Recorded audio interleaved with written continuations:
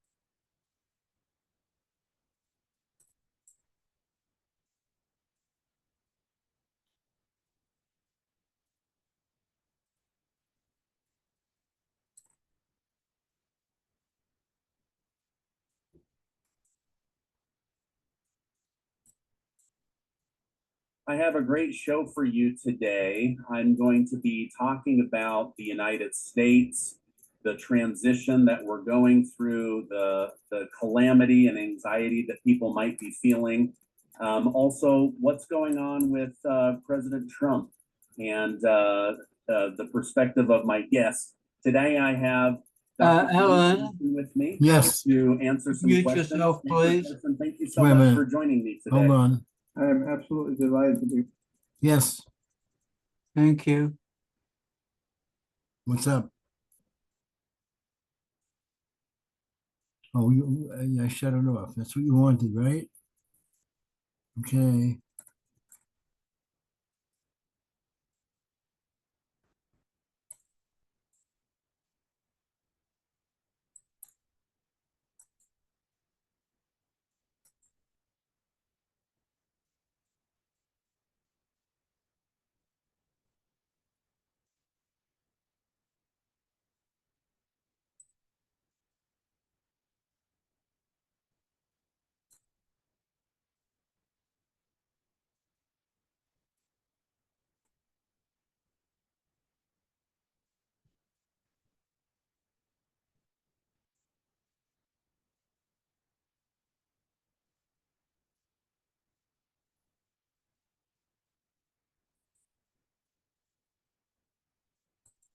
It's also true right now, Mr. President, that voters by a wide margin trust Trump more on the economy. And part of the reason for that may be the numbers. And you're aware of many of these, of course. The cost of buying a home in the United States is double real income when you account for inflation is actually down since you took office. Economic growth last week, far short of expectations. With less than 6 months to go to election day, are you worried that you're running out of Alan? steam to turn that around? Yeah, We've already turned it Okay. off. Look at Don't the stop it. Michigan survey. For 65% of American people think they're in good shape. Mute your computer. okay. Give it the red microphone.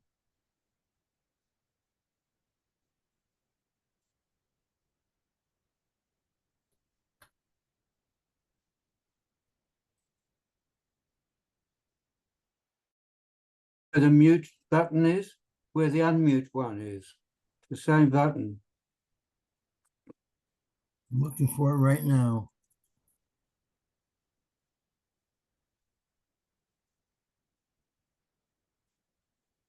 All right, I'll turn my sound right down. Just hope I just see to get on again. All right.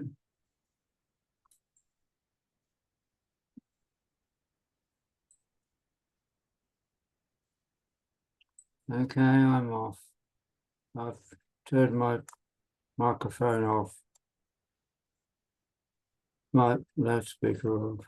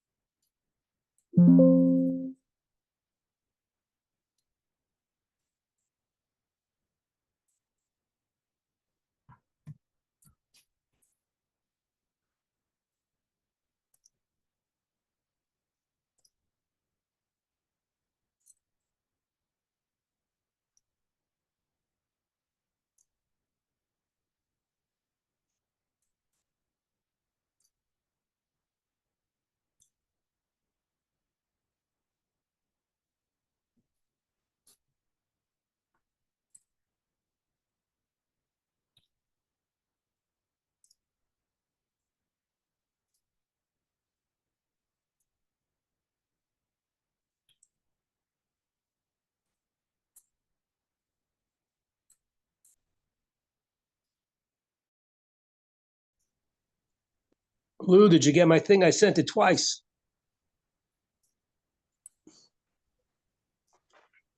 Good morning, Phil. Good morning. Okay. Of Metzia. We are ready to go. Let's see. Yesterday, we're in the middle of the second Intim Silomar. Okay. Intim Silomar. 683, is that where we are?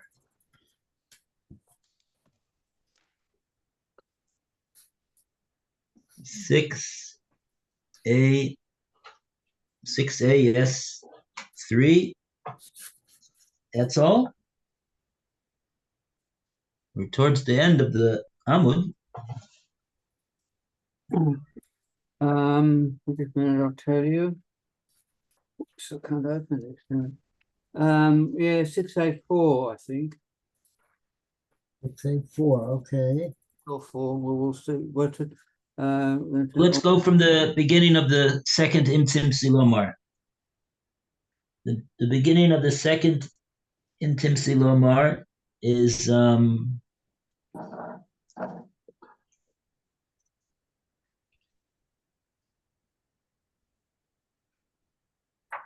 let's see. Oh, well, First wide line. Alan, Yeah, it's the beginning of it is on 6A3, right at the bottom of the right-hand column. In the light of Reb Zera's inquiry, the Gemora now discusses what the law would be if two disputants entered the court holding onto a cloak, and one of them verbally dedicated it to the temple treasury. okay, got it. That's what we right. I think Lou was about to read it, but he read the wrong one. So he's about to start the new, he couldn't find the new one. Which I'm sure. Oh, okay. I'll lose the next one that should read. Mhm. Okay. Omar, Tikatha, Echad, B'Fanenu.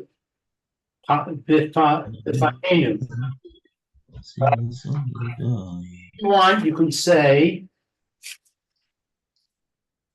one of the litigants snatched the cloak from before us. Motzi'in osa miyado.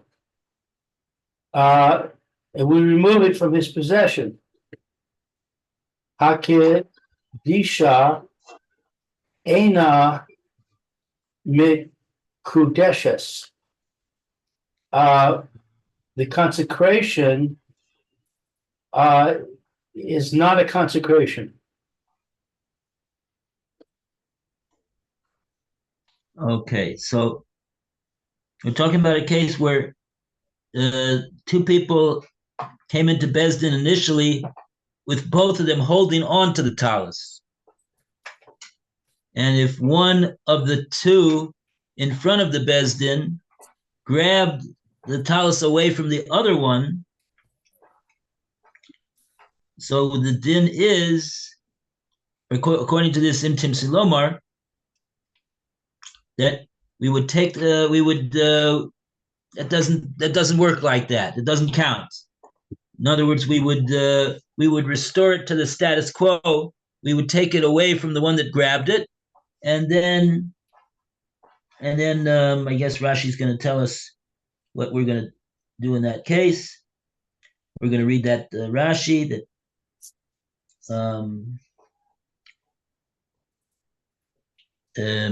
and then when he says Hekdisha,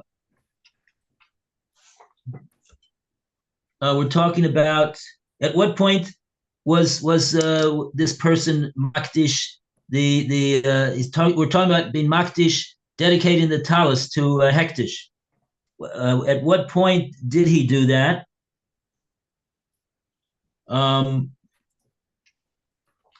if he did that while they were still both holding on to the talus, I believe.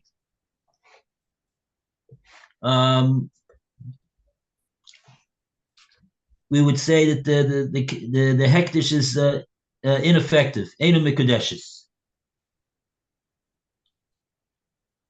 The hektish is not chal. Doesn't work. Okay. Let's see the yeah, we got we think we have the have the Rashis over here. The first Rashi that we were going to read is Vav Aleph Taf Lamed, which stands for Ve'im Tim Silomar.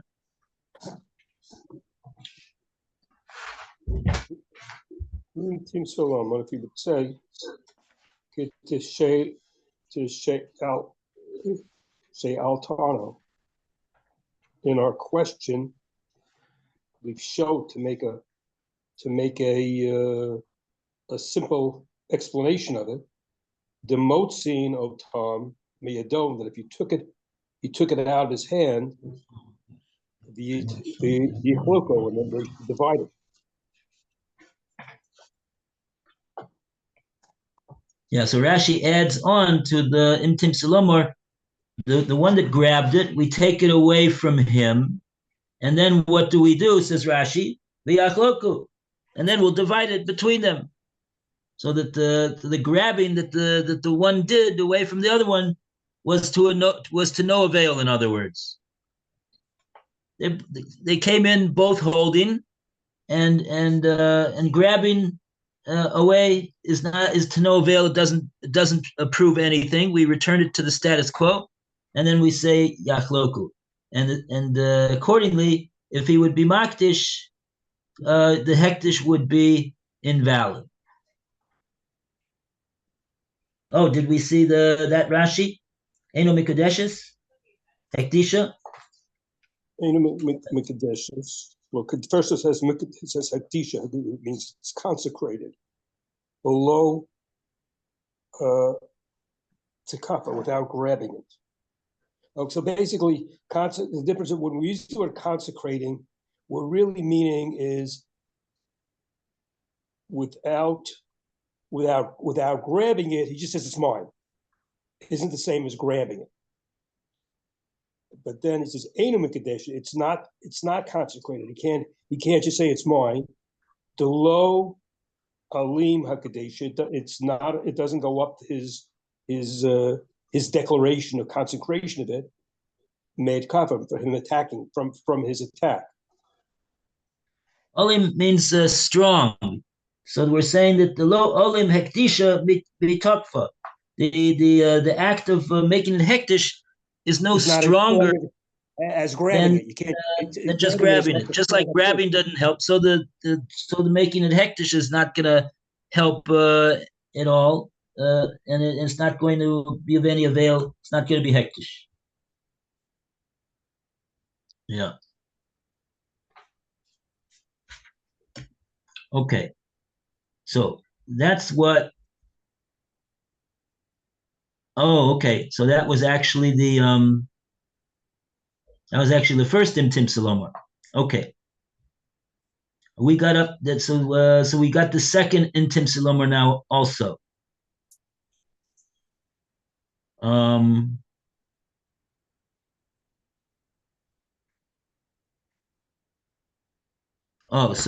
So the Seder is like this. The Gemora is saying if you want to say Imtim Salomar, this first way that we just got through saying, so then the din will be that the hektish will be to no avail. Hektisha and mikudeshes. However, if we're going to say a different way, that's going to be this next Imtim Salomar. Then we're going to come out with a little bit different of a result. Let's see this next Imtim Salomar. And we call upon Roy to start.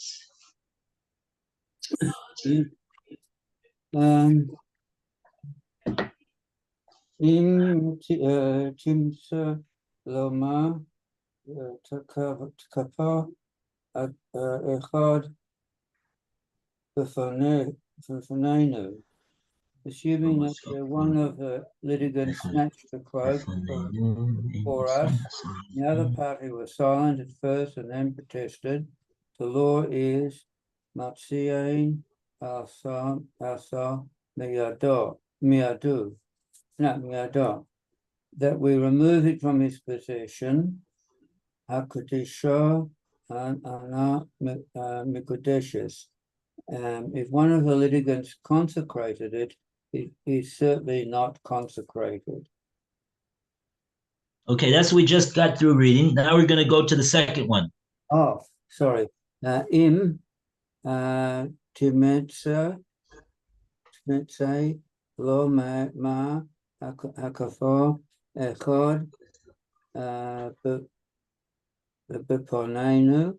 Assuming, however, where one of the litigants snatched the cloak before us, and the other party was silent and then protested, the law is ein motziain asam meyado, that we do not remove it from his possession. And the third one? No, so these are the two possibilities that we have.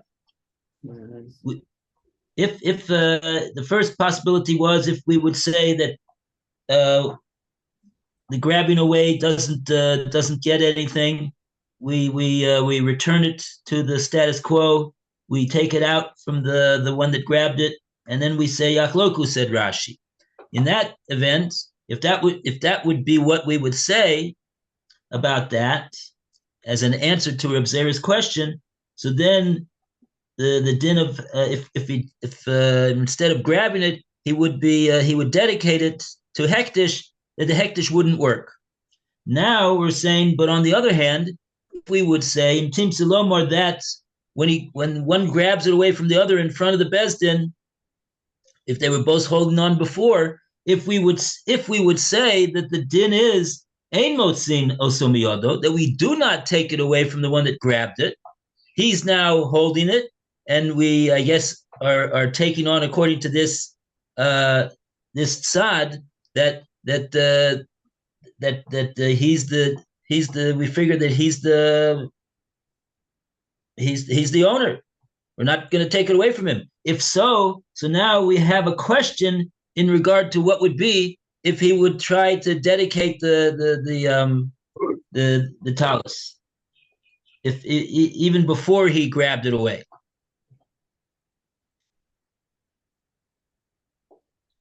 In other words, I think what the Gemora means is that grabbing away from the other person holding it is sort of like saying, it's like this guy is saying, this talus belongs to me, give it back to me. That's what he's saying, even though he doesn't say it. And if the other guy protests and says, what are you doing? So then you see that we've got a fight over here between them. He doesn't admit that he owns it, and he doesn't admit that he doesn't, right? There's machlokes. But if the guy, right, we're talking about the case of Reb Zera, that he initially, the one that was grabbed away from, he was silent. And only afterwards he decided to raise a protest. So if we say that what that means is that we will not take it away from the one that grabbed it, he grabbed it, and we're not going to take it away and give it back to the other guy. No. If so then what would we say in a case where this guy who grabbed it away, instead of him grabbing away, what would be the din if he would say, I'm going to dedicate this talus to hektish, which is something only that an owner is able to do.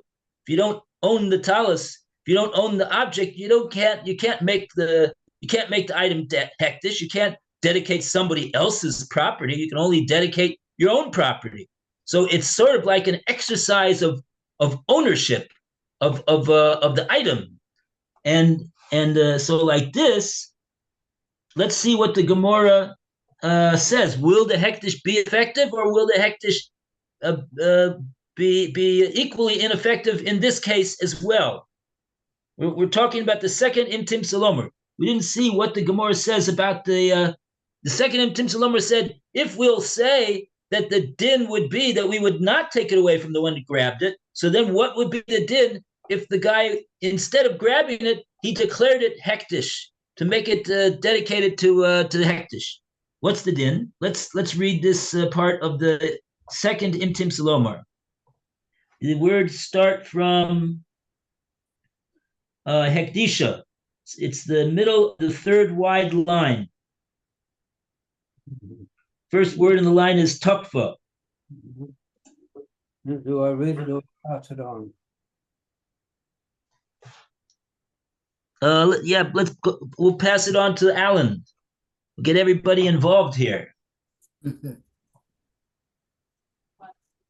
So which page are we on? 6A4, Right. the last three lines of the second paragraph On the left column. in the left column.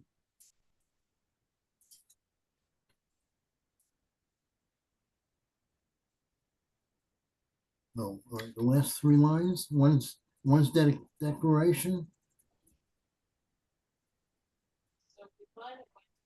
Is that it? No, one paragraph up from that, Alan. What's that now? One paragraph up above what you just read. Oh, okay. To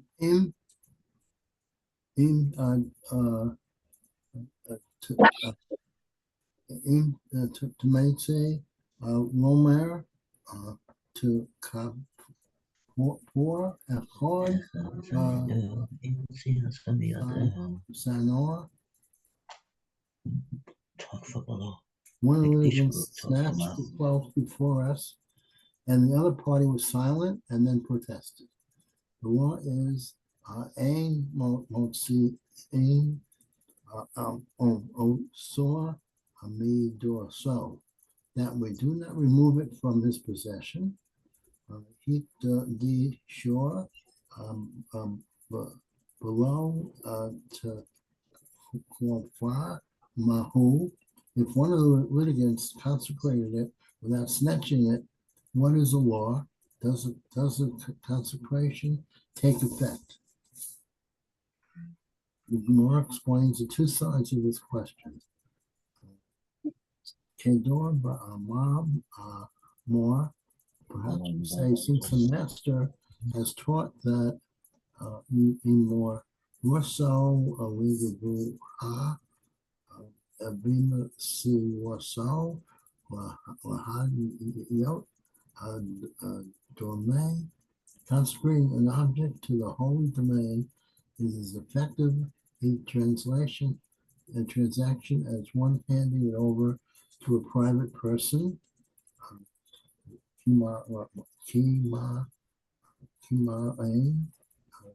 Decent core 4 to me. Well, where one of the litigants to declare the club sacred is the same as if he snatched it, or the allow more, or perhaps we say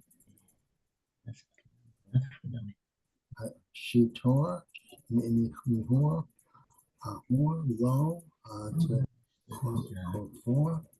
Now, for example, when he declared the cloak sacred, since he has not seized it, it is not in his possession, and therefore the following teaching applies.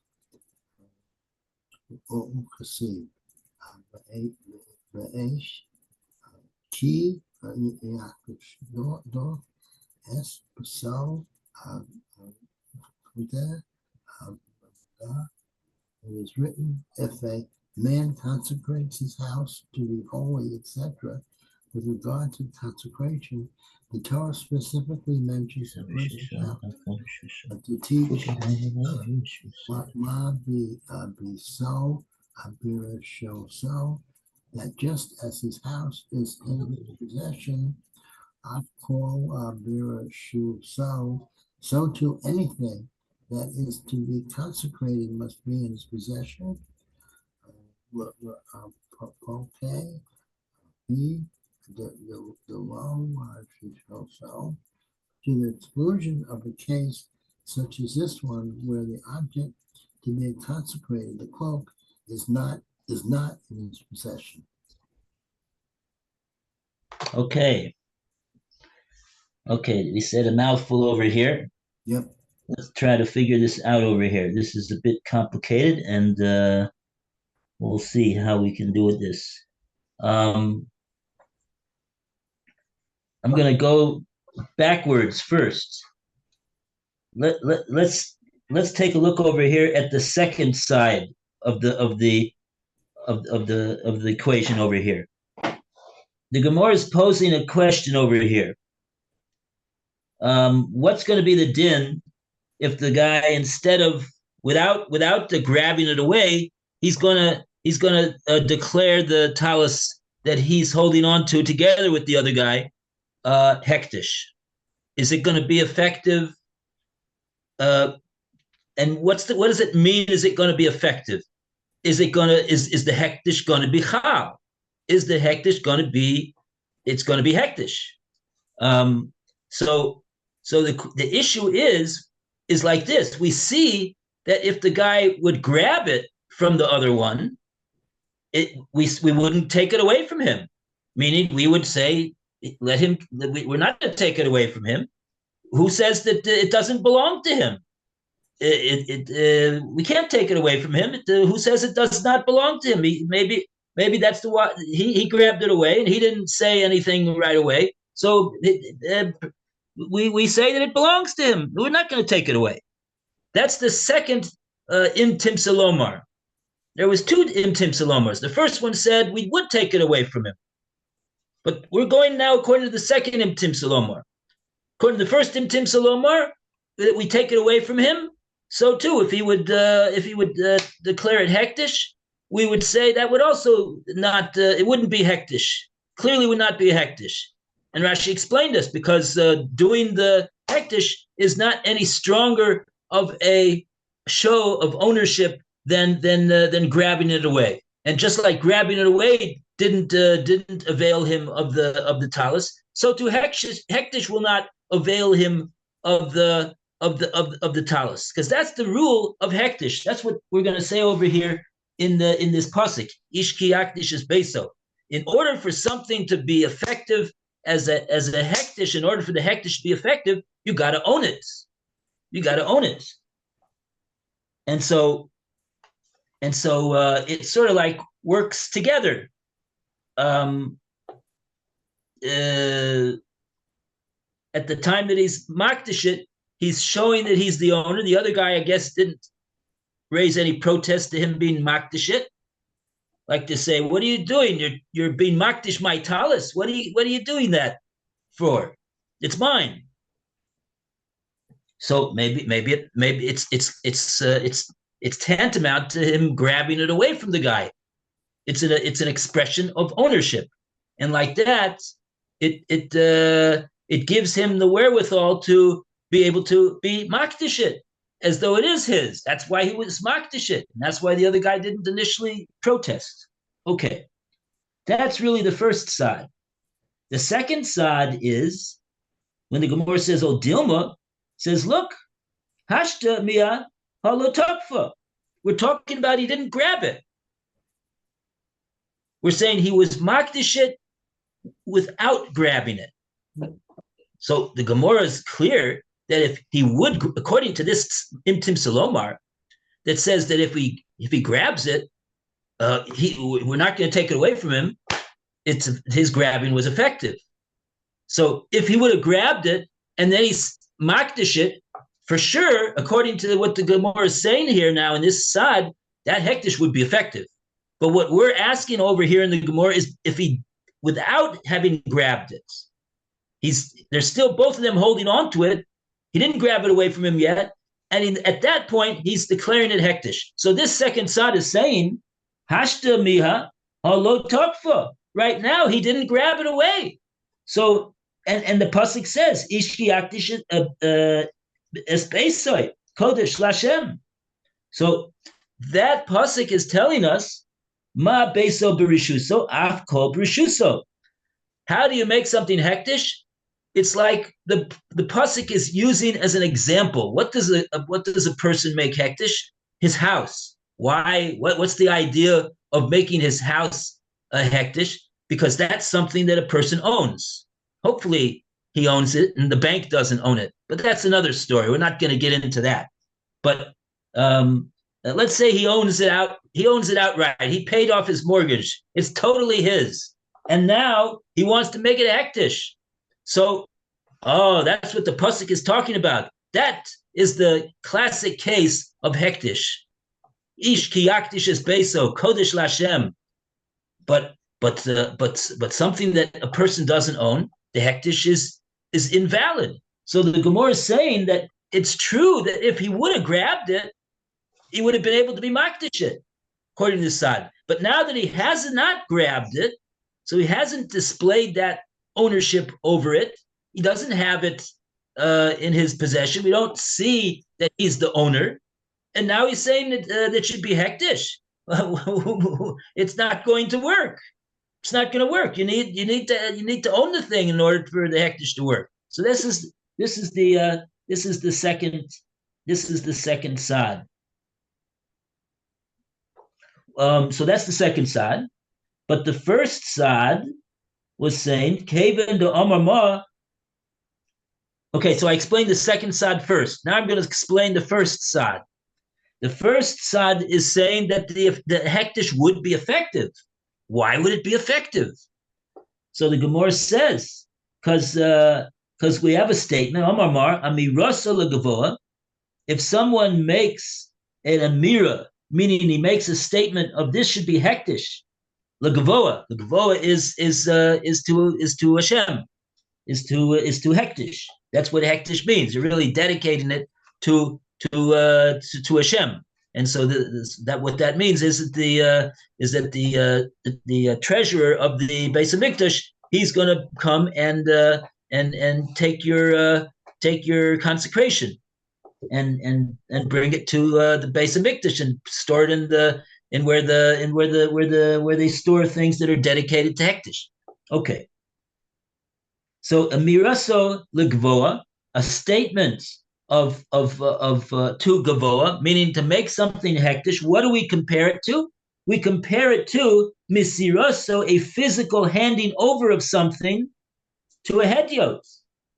It's a transfer to another party. Dummy, comparable to.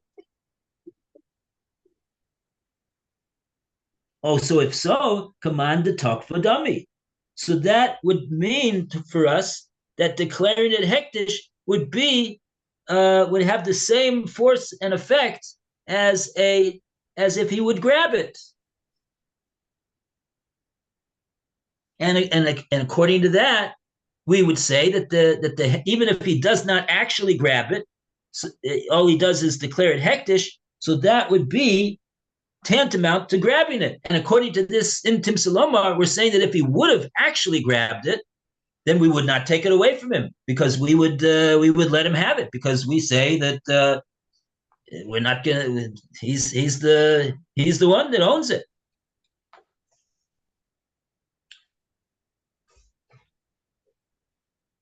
Okay. So these are the two. These are the two ways of looking at. It's an unresolved question over here, says the Gemora. According to this second side of Intim Salomar, it's an unresolved question. We hear two sides. Maybe it would be good, the hektish, or maybe the hektish would not be good. And now the Gemara is going to bring a proof, toshma, to this question, whether the hektish would be good. And we have some time to do it. So we'll go to toshma. Do we have a Rashi? We have one Rashi. Hello, Tokfa. This is the Rashi that corresponds to the to the sect. It's the second Imtim Salomar, and it's the second side, which is saying that the hektish will not be affected, even though if you didn't attack it, the ain yichol hakdisha, he can't consecrate it. Although Tokfa, since he didn't grab it, so he's not going to be able to be makdashit, because the only way that it's going to be his, it will be regarded as his if he does grab it away.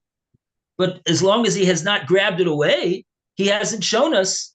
We haven't been shown a demonstration of the fact that it belongs to him. All we see right now is the two guys are holding it together, right? So if one of them says, "This talus, I'm declaring hektish," how does it work? He's not the. It's not clear that he's the owner of the talus. Okay. Yeah. So now we got some time. We'll go to the Toshma, Tough Shin. It's the last couple words on the page. We're ready to turn the page. And once again, wow.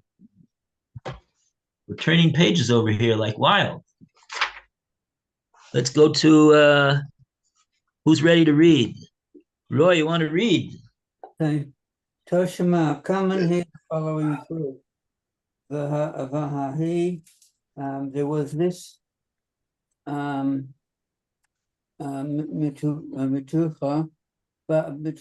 Bath, Rahavu, Minatsur, Allah, the Tari, over which two people were quarreling.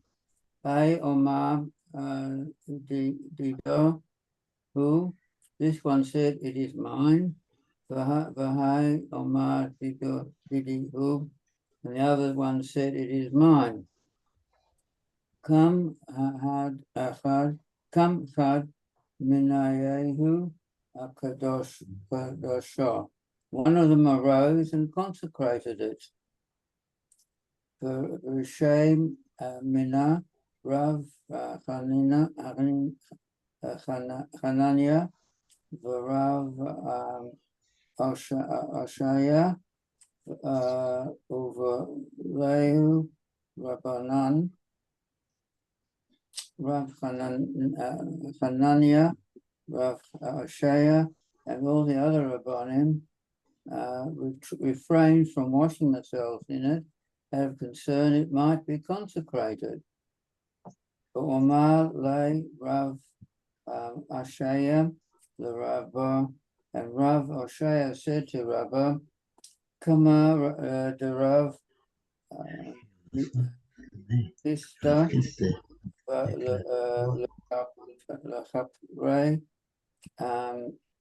when you go to Rav Hifta in Karfrei, Ka'ay Mina, ask him whether the bath is consecrated. Kiyato the Surah, when Rabbah came to Surah on his way to Kafrei, lay Rav, Omar lay Rav, Hamanuna, Rav Hamanuna said to him, Matanisin, this case is analogous to that of the following Mishnah. Saper Kudos, concerning a bocher of doubtful status. Echad Bechor Adam, whether it is a Bechor or a person. Achad Bechor V'hama Bain Taharim Bain Tamayim, or a Bechor of an animal, either kosher or non-kosher. The law is a Metzia Machaberu, Olev, Harak say, yeah. And the burden of proof is on the one who seeks to exact a property from the possession of another. Mm-hmm. The Ascroft puts in, but Hamuna understands this as meaning that while the questionable Bechor is still in the possession of the Israel who claims to own it, the burden of proof is upon the Kohen. But if the Kohen sees the questionable Bechor, thereby bringing it into his possession, the burden of proof shifts to the Israel. And there's a Oh, that's later on. That's later on. That's talk for Cohen. That's later on.